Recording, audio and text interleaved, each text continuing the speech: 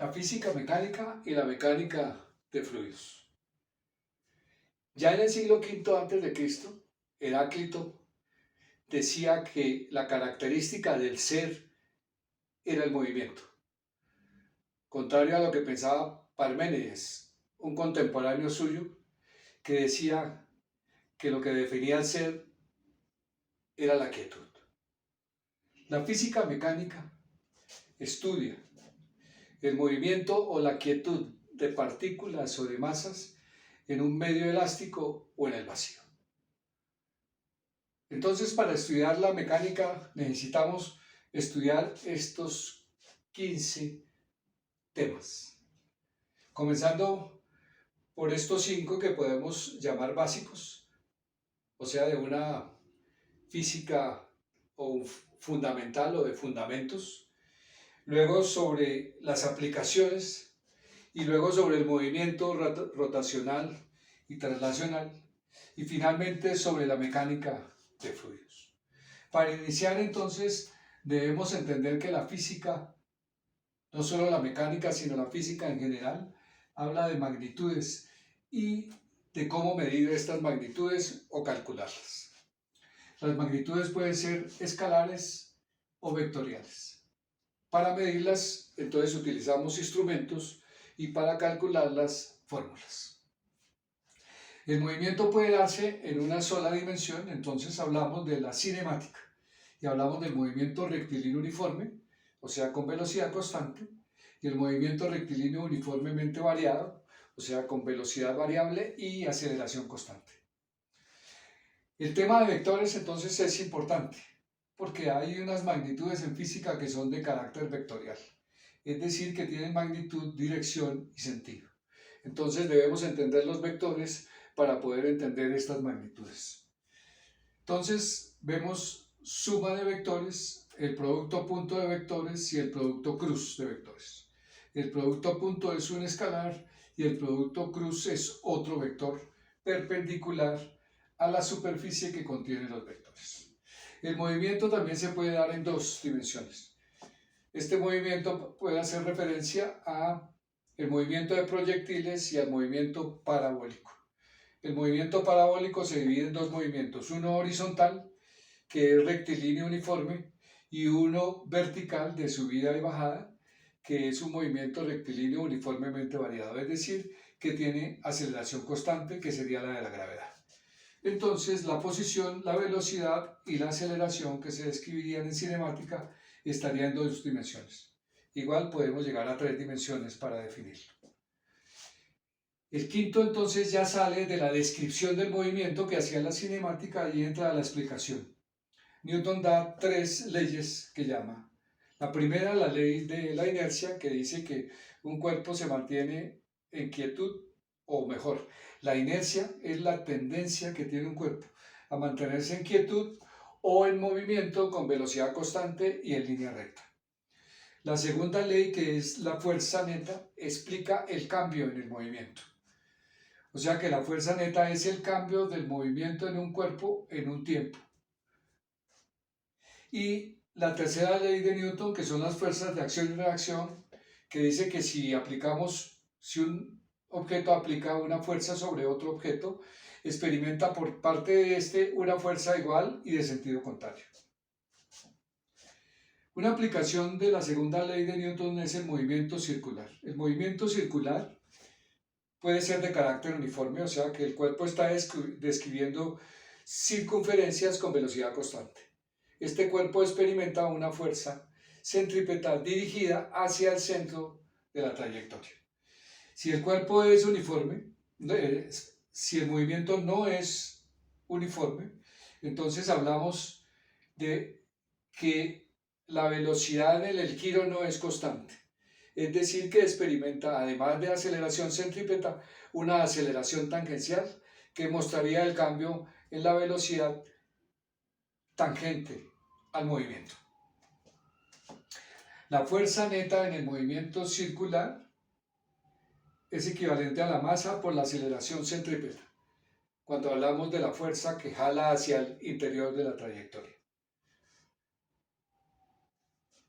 Si pensamos en las fuerzas, pero ahora en una fuerza que sea capaz de mover un cuerpo una distancia determinada, entonces hablamos de que esta fuerza produce trabajo. Si el trabajo lo medimos por unidad de tiempo, entonces estamos hablando de la potencia. Cuando hablamos del cambio en la energía cinética, debido al trabajo hecho por la fuerza de rozamiento, entonces estaríamos hablando del principio del trabajo y la energía. La fuerza de rozamiento, o sea, el contacto, finalmente hace que el cuerpo pierda velocidad, de tal manera que el trabajo hecho por la superficie es equivalente al cambio que experimenta la energía cinética del cuerpo. Además de la energía cinética, podemos hablar de la energía potencial. La energía potencial puede ser de carácter gravitacional, que hace referencia a la posición, de tal manera que la energía potencial gravitacional es el producto de la masa por la gravedad por la altura. Y la energía potencial elástica, que hace referencia a la deformación que experimenta un cuerpo. Cuando aplicamos fuerza sobre un cuerpo, este cuerpo se puede deformar. Y esa deformación que experimenta sería esta X. Entonces habríamos de energía potencial elástica. Todos los cuerpos en alguna medida son elásticos, unos más que otros, y se deforman en el momento en que aplicamos una fuerza extra o se produce un choque. La energía mecánica se conserva en la ausencia de fuerzas disipativas, o sea, en la ausencia del rozamiento. De esta manera, la energía mecánica es igual a la suma de la energía cinética más la energía potencial. Ahora, mirando aquí, hablamos del momento lineal y de choques. El momento lineal es el producto de la masa por la velocidad. Si yo empujo un cuerpo con una fuerza en un instante de tiempo muy pequeño, esto produce un cambio en la cantidad de movimiento. Entonces el impulso es igual al cambio en la cantidad de movimiento, resultado de una fuerza aplicada a un instante pequeño de tiempo. Si esa fuerza es permanente o está con el cuerpo todo el tiempo, entonces ya no se hablaría de impulso, sino de trabajo. Los cuerpos tienen un centro de masa. Este se puede determinar al aplicar la fuerza. Si yo aplico una fuerza sobre un cuerpo y este cuerpo no gira cuando le aplico la fuerza, sino que se desplaza en la dirección que le aplico la fuerza, yo puedo asumir que estoy aplicando la fuerza en el centro de masa. O sea que una manera experimental de determinar el centro de masa es ver si el cuerpo se desplaza, o sea, se traslada al aplicar la fuerza en un punto específico llamado centro de masa. Decíamos que entonces los cuerpos se pueden desplazar o pueden girar. Si el cuerpo gira, entonces hablaríamos de esta situación. Yo aplico una fuerza y entonces el cuerpo gira en torno a un punto fijo. Entonces, al aplicar una fuerza, el cuerpo gira en el sentido de las manecillas del reloj o contrario a las manecillas del reloj. Entonces hablamos de la rotación. Esta rotación entonces describe un arco de circunferencia. Al hacerse este arco de circunferencia, entonces tenemos una velocidad angular que muestra el cambio del ángulo en el tiempo. Y al mismo tiempo observamos una aceleración angular que muestra el cambio de la velocidad angular en el tiempo. Esta tendencia a girar habla del momento de inercia de los cuerpos. Un cilindro, una esfera o un sistema de partículas puede tener un momento de inercia. Este momento de inercia se calcula como todas las posibilidades de giro que tienen cada uno de los puntos que componen la masa de este cuerpo. La sumatoria del producto de estas masas por la distancia al cuadrado al centro de masa o centro de giro de este cuerpo. En algunos casos particulares, el centro de masa y el centro de gravedad coinciden. Si el cuerpo, además de trasladarse, gira, entonces decimos que tiene energía traslacional, que es la energía cinética, un medio de la masa por la velocidad al cuadrado, o tiene energía rotacional, que es igual a un medio del momento de inercia multiplicado por la velocidad angular al cuadrado. Si un cuerpo en el momento en que está moviéndose rueda, se puede deslizar o puede girar. Si gira, o sea, si en el momento en que va desplazándose va girando, entonces hablamos de un momento angular y de un momento de torsión o posible de giro, que se llama torque. Entonces el momento angular va a ser igual al producto cruz del vector posición por el vector momento lineal, que es masa por velocidad. O sea que el momento angular está relacionado con la velocidad y en este caso con el momento lineal.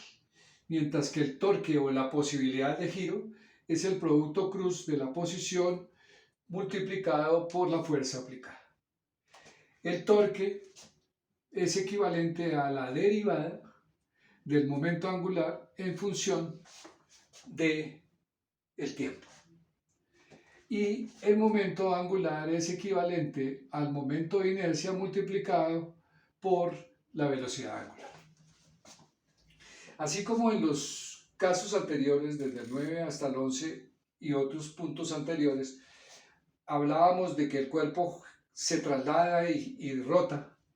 En el punto 12 hablamos de crear las condiciones para que el cuerpo no se traslade ni gire o rote. Entonces hablamos del equilibrio estático. Para que un cuerpo o un sistema de partículas esté en equilibrio estático, entonces la sumatoria de fuerzas debe ser igual a cero y la sumatoria de torques o de momentos de torsión también debe ser igual a cero. Cuando aplicamos una fuerza sobre un cuerpo, este cuerpo puede deformarse, como lo habíamos mostrado en la energía potencial elástica. Esta deformación es medible y hablamos del módulo de Joule. Esta deformación es igual al esfuerzo, ¿sí?, que es la fuerza ejercida sobre la longitud o sobre el área o sea el volumen, y la deformación que experimenta la longitud, la superficie o el volumen. O sea que podemos tener tres tipos de deformación. El movimiento oscilatorio.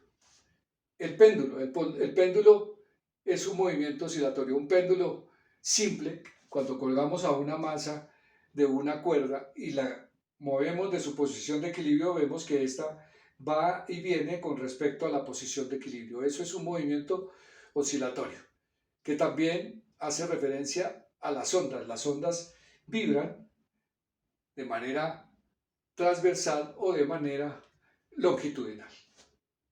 El movimiento oscilatorio, entonces, podemos hablar de la posición, que es la elongación, de la velocidad y la aceleración. Entonces, el movimiento oscilatorio es la iniciación de las ecuaciones para el movimiento ondulatorio. La ley de la gravedad. Cuando se estudia Newton o estudiamos las leyes de Newton, hablamos de la fuerza gravitacional.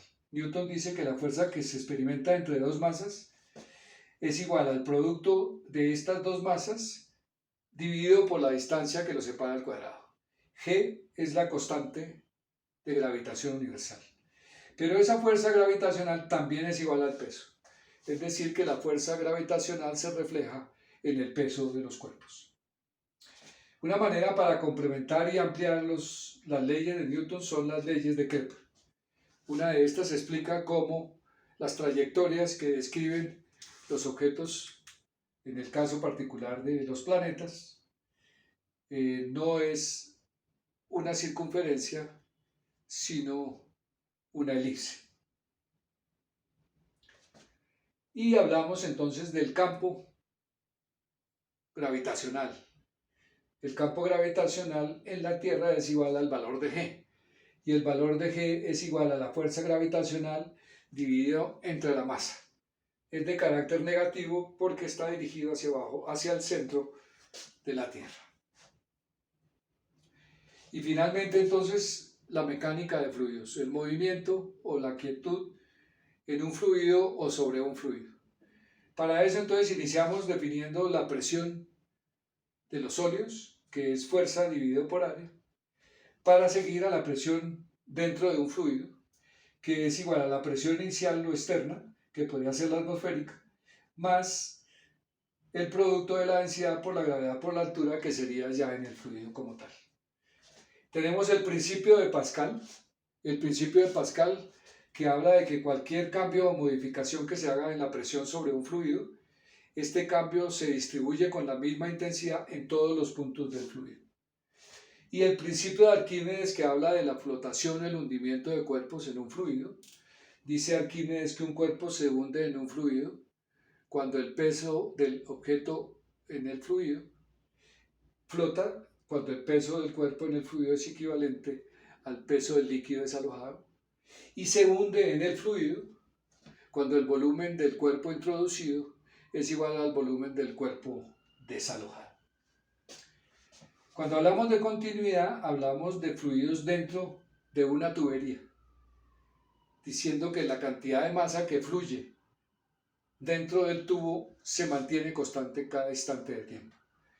¿Qué cambia? Que si cambiamos el grueso en esa tubería, entonces lo que vemos es que esa modificación en el área transversal multiplicado por la velocidad se mantiene constante.